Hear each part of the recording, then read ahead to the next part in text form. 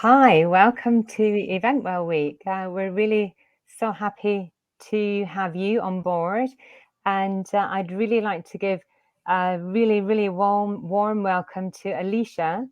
Alicia's joining us from the United States, where it's about 9 in the morning. So welcome. We're really happy to have you on board, and we're really looking forward to your session, What's Keeping You Up at Night? Just a very quick introduction. Alycia is an industrial and organizational psychologist. She's an expert in perspective shifting, and she works with a whole host of professionals, leaders, and teams to be seen and heard, get unstuck, survive, and thrive in their roles. You can connect with Alycia on LinkedIn for further information. Alycia, I'm going to hand over to you now for your session. Thank you, Yvonne. Thanks everyone for being here today. I want to start with a story. At 12 years old, my grandfather, Gramps, he mandated that all of us grandkids get scuba certified. So I find myself at 12 years old in the middle of the open ocean on a boat full of strangers, and I am terrified. I am so anxious and uncomfortable. And not only am I mentally uncomfortable, I'm physically uncomfortable. I am wearing a wetsuit that's covering me from ankle to throat. I have the fins, the mask, the vest, the oxygen tank, and a weight belt. I am wearing 60 pounds of extra gear on my already skinny as a beanpole self that's completely weighing me down. My throat is on fire. My stomach is doing jumping jacks. I've got a pulse in my face. I am so overwhelmed and anxious. We stop to anchor the boat, and I am praying that I do not pass out while the sun is beaming down on me and I'm completely weighted down by all this extra gear.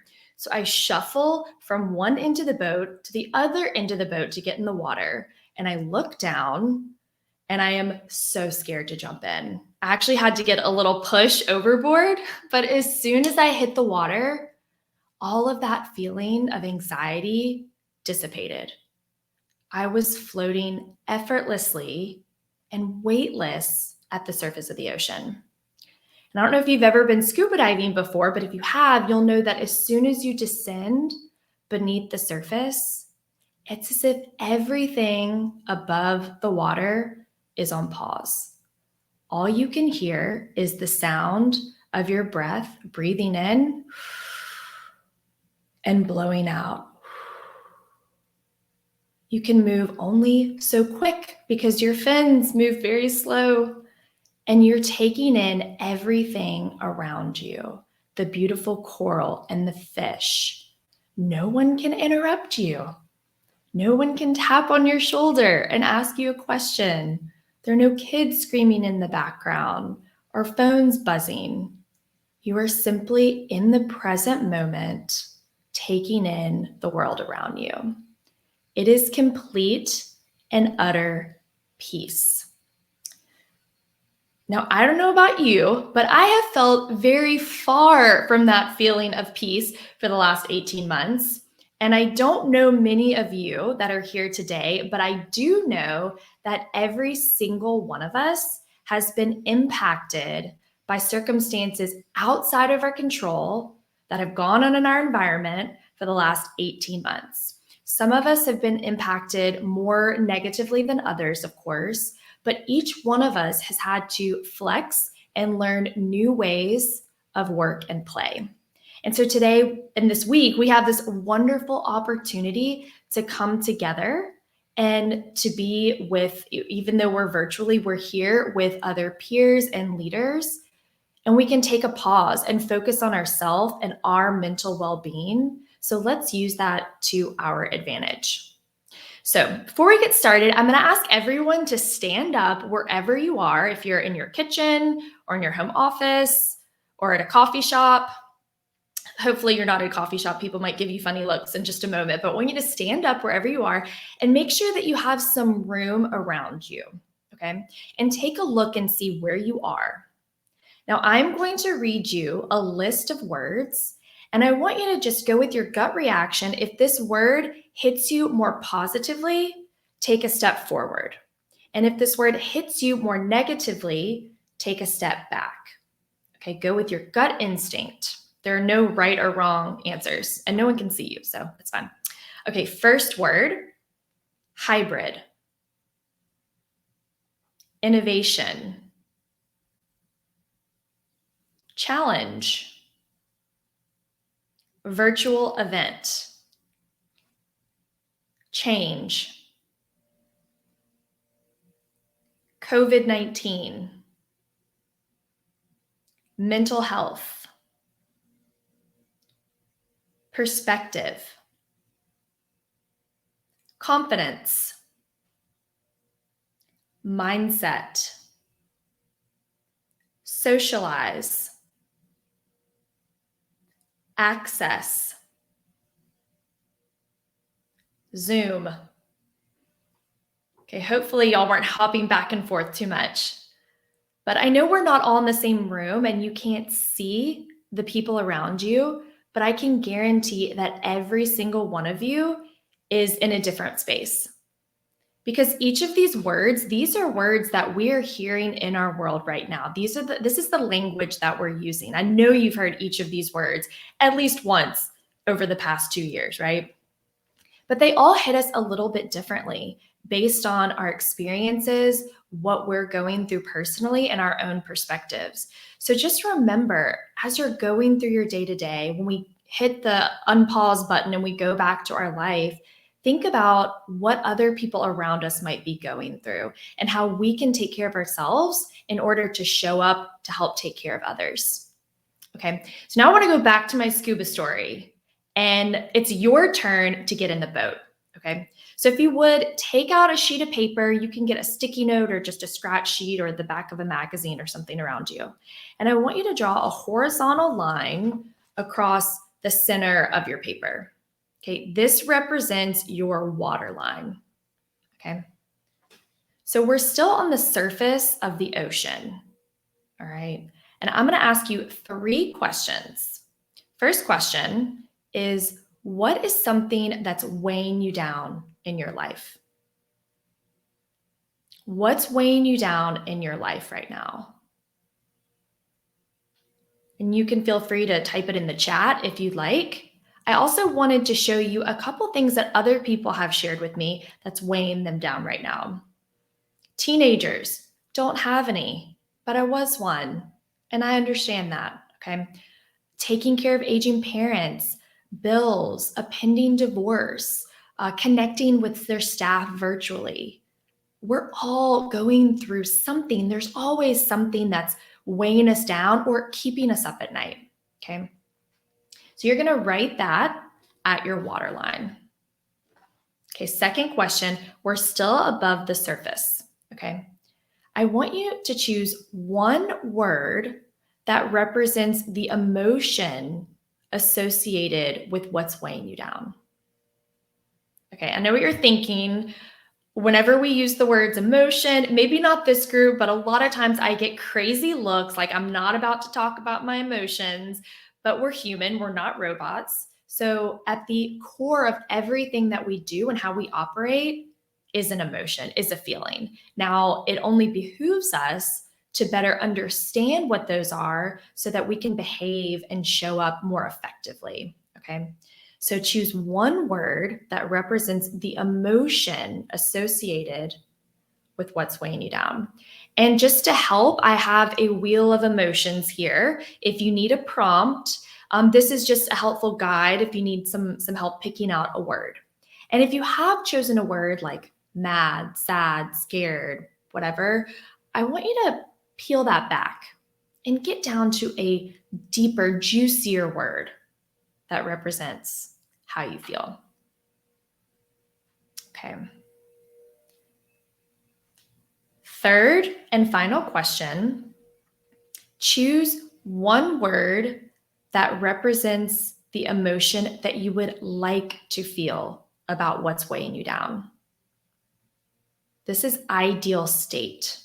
This is that under the surface of the ocean feeling. Choose one word that represents how you would like to feel about what's weighing you down. Okay. The average human has 6,200 thoughts per day. Can you guess how many of those, the percentage of how many of those are positive versus negative?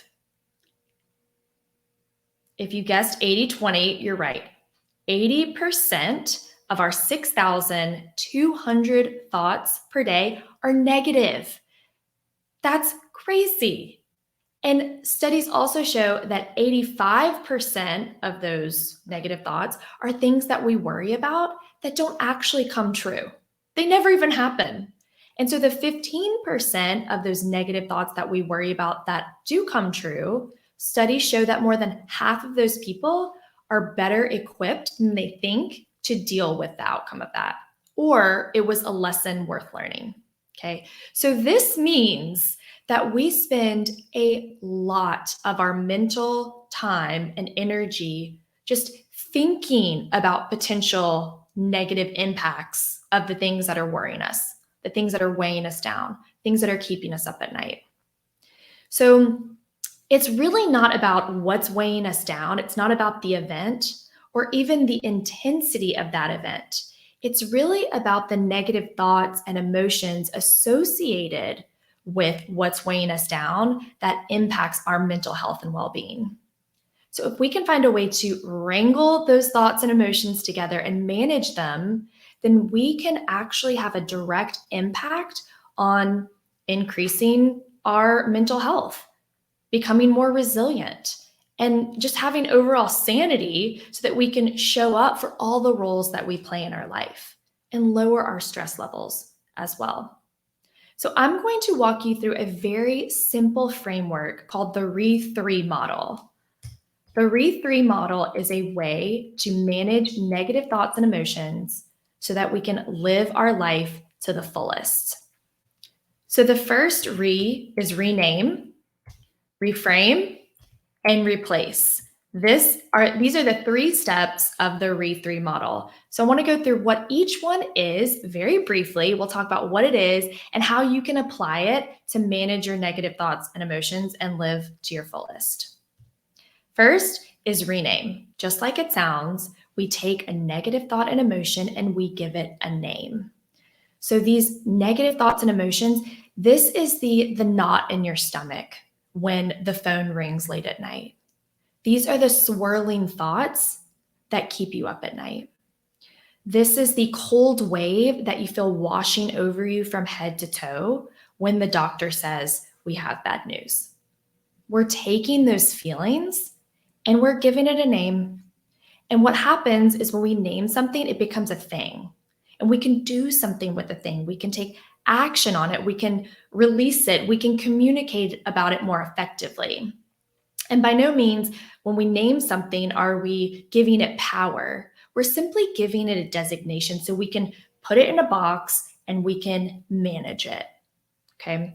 So whenever we learn to identify, label, and express emotions, we actually activate the right ventrolateral prefrontal cortex of the brain. It's a mouthful. And so this is the area of the brain associated with processing emotions and behaviors. And just like a muscle, when we, again, learn to label, identify, and name something and express it, we strengthen that area of the brain. And that results in next time we feel that emotion, we're able to quickly know how to process it, which results in acting more responsively and less reactively when we feel that icky feeling inside. So I'm not sure if any of you are fans of Adam Grant. He is a fellow industrial and organizational psychologist. He has a wonderful podcast called Work Life, if you're interested. And during the pandemic, he wrote an article about a word that I completely related to, and it gave a name to the feeling and the emotion that I had been experiencing for many, many months. And it's languishing, to languish. And this means the chronic state of anguish. It sounds very, very sad, and it is a little sad, but Thinking about when do we go back to work, lack of human social connection, sitting in my apartment day after day having conversations with Richard, my dog. That month after month, not knowing when it will end is this chronic state of anguish called languish. When you think about psychology, people at the peak of the mountain are thriving, flourishing, energized, living their best life. And people in the valley, this is where depression and hopelessness and despair exists. And there's this very undiagnosed area in the middle, and that is languish. This is the area of being indifferent about your indifference. And so on paper, I have a job. I have a good job. I have a roof over my head. I'm healthy. I have a support network. They're not here physically, but they're here. But I was still feeling very deflated and a little less joyless and a little bit of a lack of energy.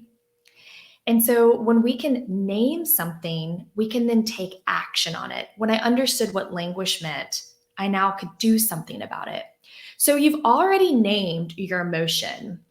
Hopefully you wrote it on the top of your paper above your waterline. If you haven't, do that now. And now we're going to take action on it. Either you're going to take your pen or your marker and you're going to scribble it out, or you're going to detach it from your paper and you're going to rip it up and make confetti. So we're going to now take action on that negative thought and emotion that we renamed. Okay, let's go to step 2, which is, this is a picture of me during quarantine after I'd had many conversations with Richard the dog. So now we'll go to reframe. So reframe, this is our second step. So glasses are also called frames for a reason, because they support the lens in which we look out and we take in the world and the environment around us. And so our frames are made up of our own context, our educational background, our experiences, where we were raised, our third grade teachers. It's how we're wired, and we can't necessarily change our frames. So I'm going to take a look at the screen and tell me what you see here. Okay, you probably see black boxes, a white grid. Some people tell me they see waffles or a city map. I don't know what you see. You also might see that there are gray dots at the intersections of the white grid. If you do, that is perfectly fine. Your brain is working just right, okay? So the reason that we see this is an optical illusion. The gray dots are not actually there. But what happens is the retinal cells in our eyes are adjusting the brightness between the black squares and the white grid so that we can see the whole image. And that's why we see those gray dots. And so therefore, when you look right at the center of the intersection, you won't see the gray dot, but when you move your eyes around, you'll be able to see them. Our unconscious bias works in the same way as these gray dots. There's something that we see and we believe so adamantly in our brain, but it's not actually there. And we can get ourselves in trouble when we make assumptions or conclusions based on our gray dots or things that we just put together because we don't have all the information. So we use our experiences, we use our education, we use our life experiences to help us fill in the gaps in the intersection with our conclusions and our assumptions. And sometimes they're not always accurate. These are our biases. And again, we can't change it. It's how we're wired. But we also can't unsee our gray dots. They are just there, but we can be aware that they exist. And so we have to reframe to get out of our lens and get a perspective of another so that we can check our gray dots and we can make more effective decisions. So how do you reframe? First is you check your gray dots. You just say, I have gray dots. They're there. Maybe you don't know what they are, but try to identify, what are my gray dots? What are my assumptions based on what I just think that may or may not be factual? 2, get an outsider's perspective. Go to a trusted colleague or a friend, someone who has a different lens than you, not someone who's necessarily going to agree with you, but someone who will give you direct feedback and help you see from a different lens. And then third is you can self-coach. And I have a guide that I'm happy to share with you all at the end that helps you practice self-coaching. But going back to my languishing example, I had just moved to Dallas, where I am now, right before we went into COVID. So I'm new to town. I'm new to the role that I'm taking at my job. And I am feeling really isolated being in my apartment with Richard the dog all day and all night. And I'm feeling very depleted. And so I started to get in my head a little bit that I am failing at my job and I'm not doing well and I'm not seeing the reactions or the impact of the work that I'm doing. So I'm starting to make up all these stories. And so I had to take a pause and check my gray dots. My gray dots were, I am a female in a male-dominant industry. I am a new person in an organization with mostly tenured people. And I'm an HR professional or a talent development professional in a world of engineers. They don't think that I'm credible. They don't think that I'm smart. So I took these gray dots to my colleague and I said, can you help me understand what I'm not seeing? And he was then able to provide some context and understanding that helped me realize I was behaving off of my gray dots that weren't even factual. They weren't even real. So I had to get rid of them. So I want you to ask yourself, what are your potential gray dots about the thing that's weighing you down? And who is one person that you can go to that can help you unsee those gray dots? Okay. Hopefully you're not dizzy by this grid. So we'll move on to the last piece, which is replace. So replace. This means that we're taking our negative thought and emotion and we're inserting a more positive and functional thought habit. Okay, let me caveat a few things. Replace does not mean that we are not acknowledging that something is weighing you down. Replace does not mean that we're finding a solution for what's weighing you down. And finally, replace does not mean that we're glossing over the fact that something's weighing you down, you've got this negative emotion, and we're slapping positive psychology on it and moving on. It simply means that we're taking this negative thought that's keeping us up at night, that's weighing us down, and we're having a go-to action that helps us get through that thing that's weighing us down so we can still show up for all the other roles that you play in your life. In psychology, we call this cognitive restructuring, and that's a mouthful. So we say replace here. And essentially, it's just like learning any other skill. It may seem hard to pause yourself in the middle of a feeling and say, okay, now I'm going to do something. I'm going to take action. But it shows that studies show that this is just comparable to any other learned skill. The more that you do it, practice it, the more likely that you are to go into your go-to replacement action. So I'll give you an example. Back to my languishing, sitting in my apartment day after day, having conversations with Richard. And I'm sitting at my computer for the 8th hour of the day. And I have this huge to-do list, but I simply don't want to stare at the computer anymore.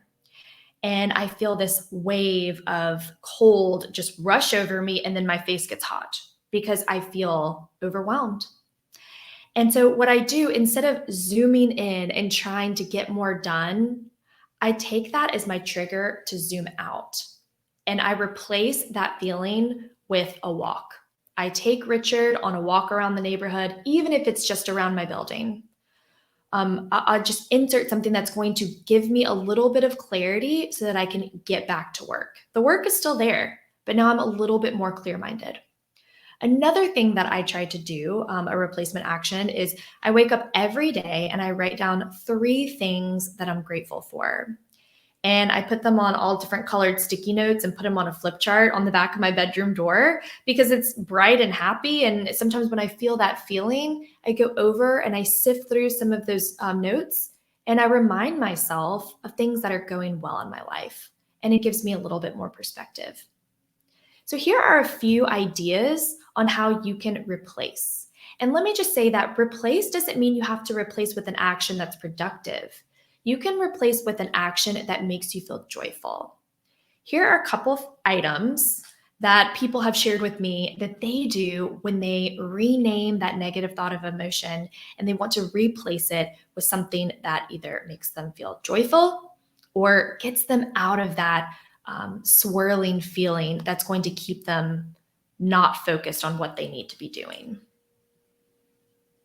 Is there anything here that you might want to try?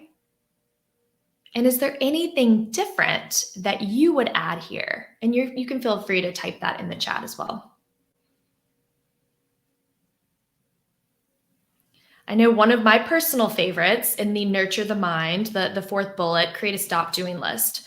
So I was, for a long time, I had this ridiculous to-do list that had all these really big aspirational goals on them. For example, write a book. Well, on your weekly to-do list, you probably shouldn't have write a book on it because that's something that takes a lot of time and energy, and you should carve out opportunities to work on that in small bits.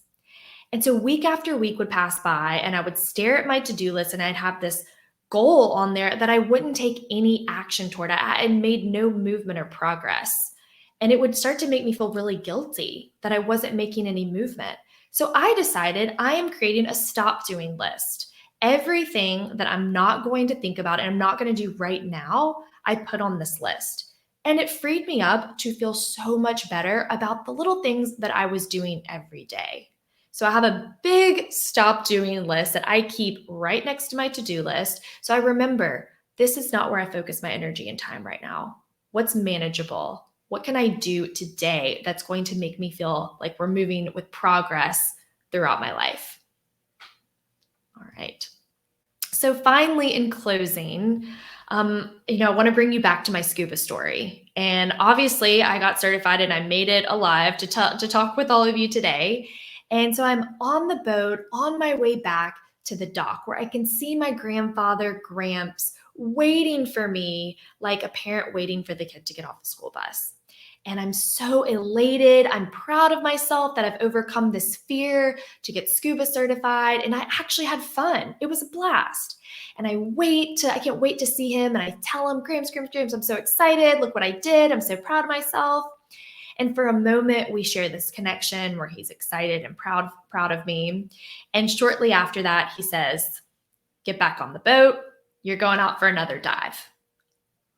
I was panicked again, but this time I was much better equipped because, of course, I had been through it and I knew what to expect and it felt easier. I was still scared. I was still a little apprehensive, but it was easier.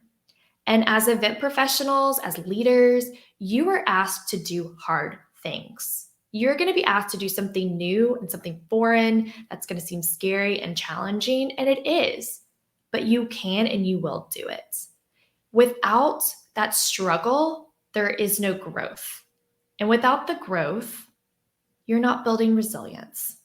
So as you engage in these new endeavors that our world is definitely going to bring our way, just use the Reframe model to help you manage those negative thoughts and emotions so that you can show up and take the chance and jump off of the boat into the water and feel relieved until the next challenge comes around.